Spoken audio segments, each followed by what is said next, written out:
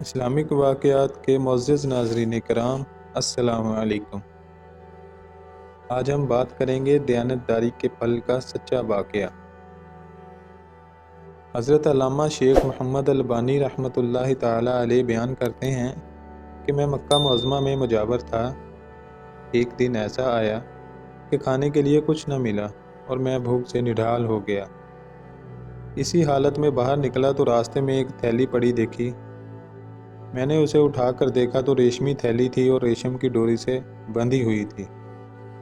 جب میں نے اسے قیام گاہ پر لا کر کھولا تو دیکھا اس میں نہایت قیمتی موتیوں کا ایک ہار موجود ہے۔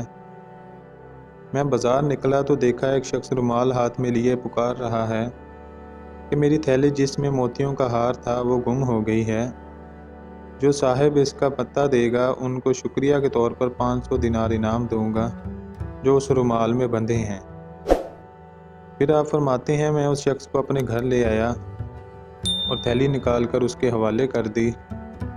وہ شخص بڑا ممنون ہوا اور حسب وعدہ 500 دینار پیش کیے، لیکن میں نے اس سے معذرت کی اور کہا کہ میں نے یہ کام رضائے الہی کی خاطر کیا ہے، اجرت لے کر میں اپنا اجر ضائع نہیں کرنا چاہتا۔ تاہم اس شخص نے ان کو قبول کرنے پر بہت زور دیا، لیکن میں برابر انکار کرتا رہا، یہاں تک کہ وہ تنگ آ کر چلا گیا۔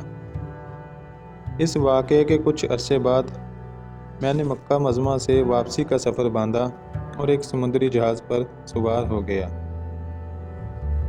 بدقسمتی سے راستے میں طوفان آ گیا اور جہاز ایک چٹان سے ٹکرا کر پاش پاش ہو گیا۔ میرے سوا سب مسافر ڈوب گئے۔ میرے بچنے کی یہ صورت ہوئی کہ تختہ میرے ہاتھ آ گیا اور میں اس پر بیٹھ گیا۔ بہتا بہتا ایک جزیرے کے ساحل تک پہنچ گیا۔ اس نے اتفاق یہ ہوا کہ اس جزیرے کے باشندے مسلمان تھے۔ میں وہاں کی مسجد میں ٹھہر گیا۔ لوگوں نے مجھ سے حال دریافت کیا تو میں نے ان کو سارا واقعہ بیان کر دیا۔ لوگ یہ سن کر بہت متاثر ہوئے اور میرے ساتھ نہایت اچھا سلوک کیا۔ بہت سے لوگ مجھ سے قرآن کریم کی تعلیمات حاصل کرنے آنے لگے اور اپنے بچوں کو بھی قرآن کی تعلیمات کے لیے میرے پاس بھیجنے لگے۔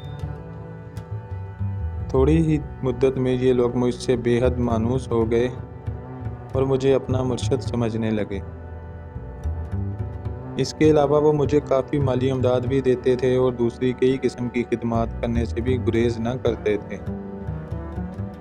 ایک دن انہوں نے آپس میں کچھ مشورہ کیا اور پھر میرے پاس آ کر کہا، ہماری رائے یہ ہے کہ آپ شادی کر لیں اور یہاں مستقل اقامت اختیار کر لیں۔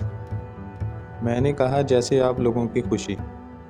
چنانچہ انہوں نے بتایا کہ ہمارے یہاں ایک مالدار یتیم لڑکی ہے، ہمارے خیال میں اس کے لیے آپ سے بہتر شوہر ملنا مشکل ہے۔ اگر آپ رضامند ہوں تو اس سے آپ کا نکاح کر دیں۔ میں نے رضامندی کا اظہار کیا اور میرا اس لڑکی سے نکاح ہو گیا۔ جب میں نے خلوت میں اپنی بیوی کو دیکھا تو یہ دیکھ کر حیران رہ گیا کہ وہی تھیلی والا ہار اس کے گلے میں پڑا ہے۔ دریافت کرنے پر معلوم ہوا کہ یہ لڑکی اس حاجی کی بیٹی تھی جسے میں نے محض اللہ کے لیے ہار واپس کر دیا تھا۔ لوگوں نے مجھے بتایا کہ جب اس لڑکی کا باپ حج سے یہاں واپس آیا تھا تو وہ اپنے قیمتی ہار کے گم ہونے اور پھر اس کے مل جانے کا واقعہ اکثر بیان کیا کرتا تھا۔ کہا کرتا تھا کہ جس شخص نے مجھے یہ ہار واپس دیا ہے، ایسا بے نفس آدمی میں نے دنیا میں نہیں دیکھا۔ پھر وہ یہ دعا کیا کرتا تھا کہ کاش اس کی مجھ سے یہاں ملاقات ہوتی تو میں اپنی لڑکی کا نکاح اس سے کرتا۔